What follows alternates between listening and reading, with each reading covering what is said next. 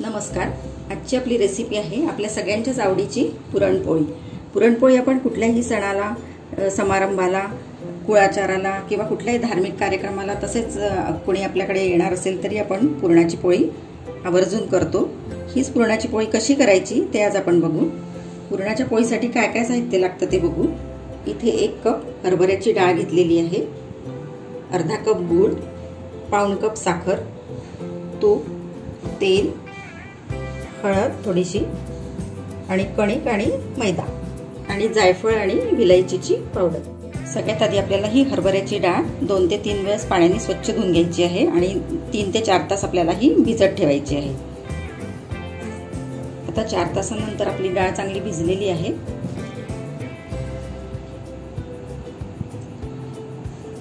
आता ही आपण कुकरमध्ये शिजवून घेऊ। आता ही डाळ आपण कुकरमध्ये घालून घेऊ।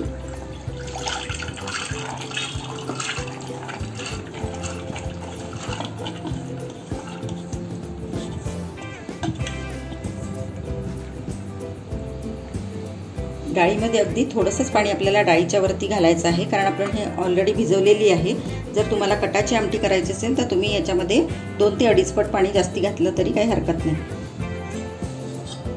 आता यामध्ये आपण पाव चमचा हळद घालून घेऊ, म्हणजे रंग आपला डाळीला चांगला येईल पुरणाला।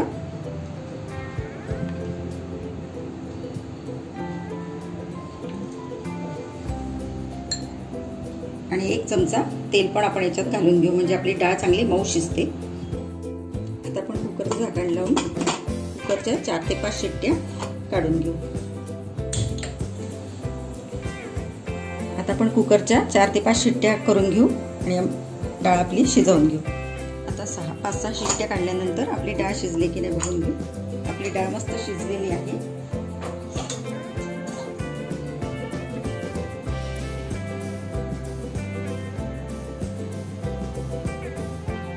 आता आपण एका चाळणीमध्ये काढून घेऊ, म्हणजे यामधलं पाणी सगळं आपल्याला काढून घ्यायचं आहे। ही डाळ गरम असतानाच आपण ही चांगली बारीक करून घेऊ चाळणीमध्ये घालून।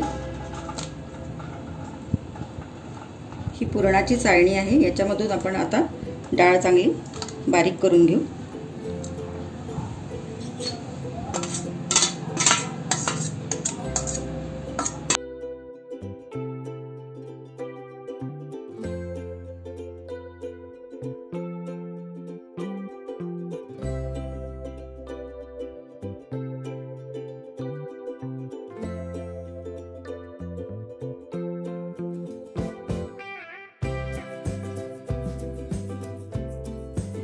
आता आपली सगळी डाळ बारीक वाटून झालेली आहे। ही डाळ तुम्ही मिक्सरमधून सुद्धा बारीक करू शकता किंवा पुरण यंत्रातून सुद्धा बारीक करून घेऊ शकता। आता गॅसवर आपण कढई ठेवलेली आहे। या कढईमध्ये आता आपण हे सगळं वाटलेलं पुरण घालून घेऊ।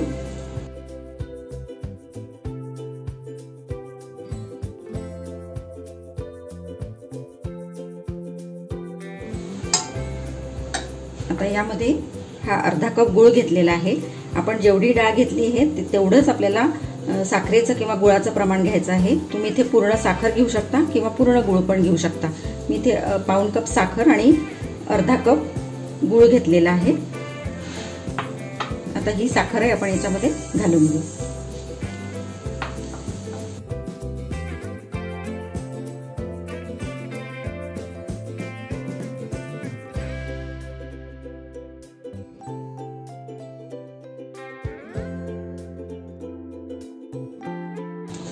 पुरण आपल्याला सतत हलवत राहायचं आहे, नाहीतर मग खालून लागण्याची शक्यता असते।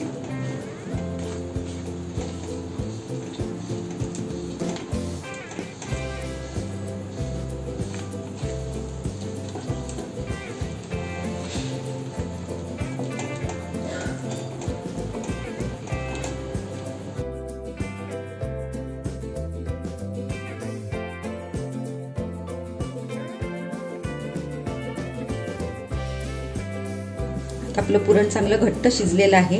आपलं पुरण झालं आहे की नाही हे बघण्याची एक पद्धत म्हणजे यामध्ये असा चमचा उभा करून बघायचा। हा चमचा जर उभा राहिला तर समजायचं की आपलं पुरण झालेलं आहे। आता आपण गॅस बंद करून देऊ। आता आपलं पुरण कोमट झालेलं आहे। आता यामध्ये आपण विलायची आणि जायफळ पावडर घालून घेऊ। पुरण नेहमी कोमट झाल्यावरच याच्यामध्ये जायफळ आणि विलायची पावडर घालायची, म्हणजे त्याचा स्वाद चांगला टिकतो। नाहीतर मग गरम ह्याच्यात घातलं तर त्याचा स्वाद एवढा चांगला लागत नाही। आता पुरणाची कणिक कशी मळायची ते आपण बघू। सगळ्यात आधी आपण इथे 1 कप कणिक मैदा घेतलेला आहे, तो या परातीत घालून घेऊ। त्याच्यानंतर 1 कप कणिक घेतलेली आहे। तुम्ही पूर्ण कणिक किंवा पूर्ण मैदा वापरू शकता। आता यामध्ये अगदी चिमूटभर हळद घालून घेऊ आणि चिमूटभरच मीठ घालून घेऊ आणि आता हे चांगलं दोन्ही पिठं चांगले एकत्र करून घेऊ आणि याचा मऊसर गोळा तयार करून घेऊ।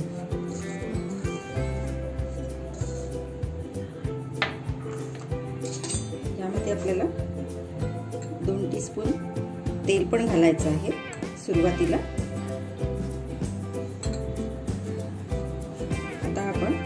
आता ही कणिक आपण चांगली मळून घेऊ।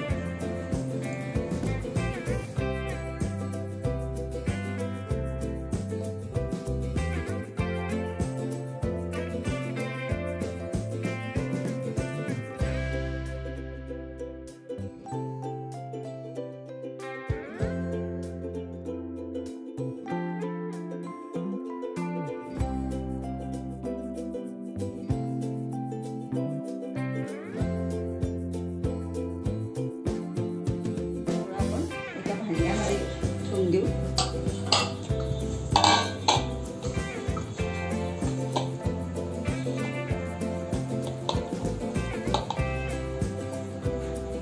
आणि हा गोळा भिजेल इतकं पाणी आपण याच्यामध्ये घालून 1 तासपर्यंत याला आपण असंच भिजत राहू देऊ।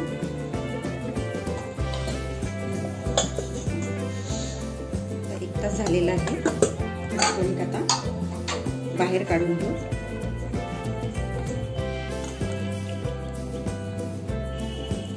आणि पुन्हा एकदा चांगली मळून घेऊ।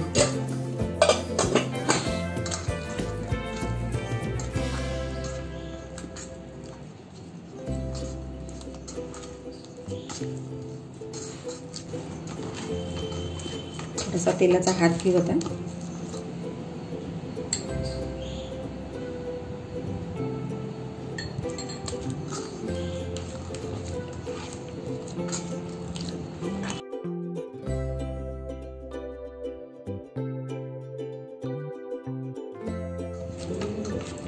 आता आपली कणिक छान मऊ झालेली आहे। आता आपण पुरणाच्या पोळ्या करायला घेऊ।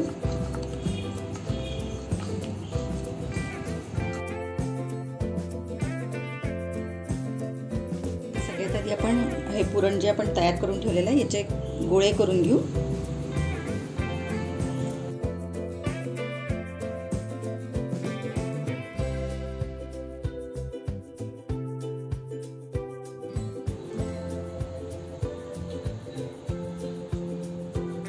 आपल्याला जेवढे पाहिजे तेवढे आपण गोळे तयार करून घेऊ आता।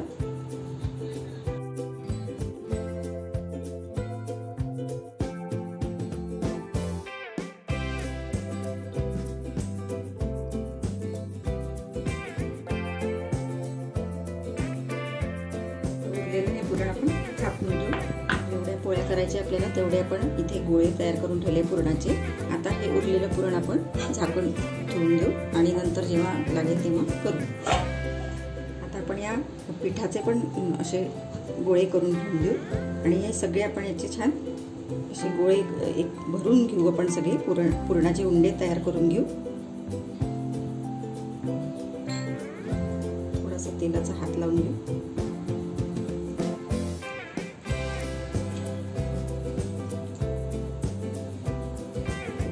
हा गोळा भरून घेऊ। कणकेपेक्षा पुरणाचा गोळा हा मोठा असला पाहिजे।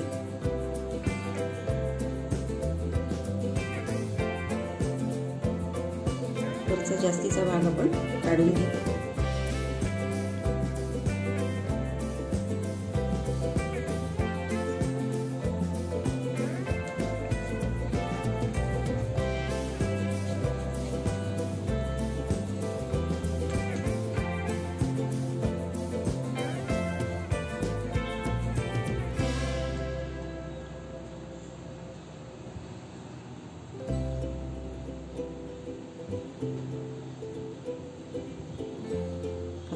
गोळा असाच भरून घेऊ।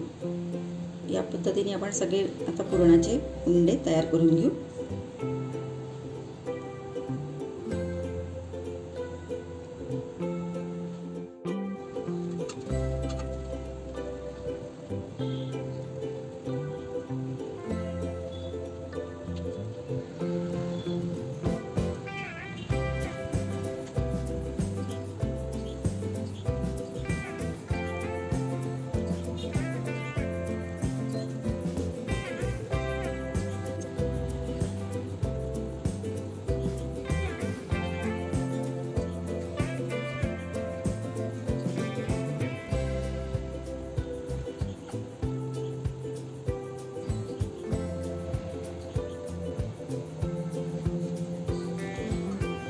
आपले गोळे तयार झालेले आहेत। आता आपण पोळ्या लाटायला घेऊ। आता आपण गॅसवर आधीच तवा तापत ठेवलेला आहे। आता आपण पहिली पोळी लाटून घेऊ।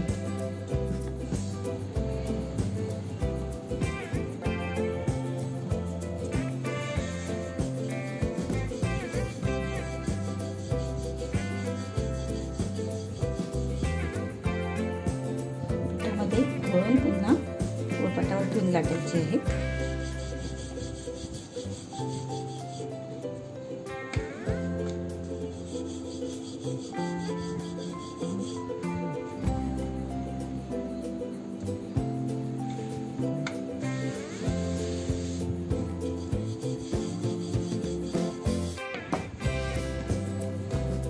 आपण तव्यावर भाजून घेऊ।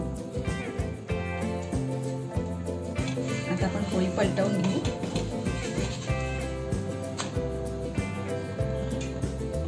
पोळीवर तूप घालून घेऊ।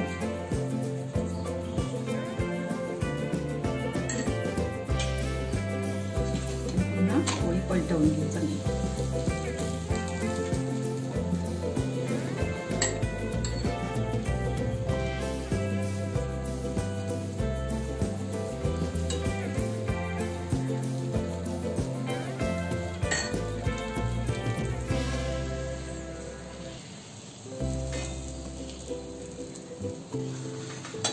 आता आपण दुसरी पोळी लाटून घेऊ।